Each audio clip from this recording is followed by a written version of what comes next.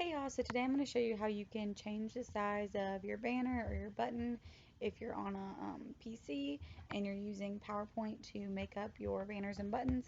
So first you want to do is you want to take your button or your banner that you made and you want to save it as a PNG. So you're going to go to File, Save As, and then it'll automatically set it to save as a PowerPoint presentation, but you want to click the drop down menu and go down to the PNG file and click that and click Save. And so now you're saving it. And if you're using PowerPoint, it'll say just this one slide or all slides.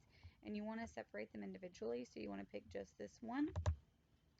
So now you have it saved as a picture file. Then you're going to open up your Paint app on your computer.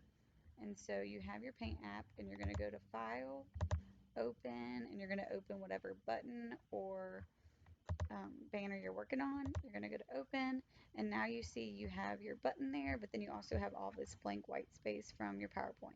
So you are actually just going to click on this bottom square in the corner, and you're just going to go up as close to the button as you can to get rid of that blank white space.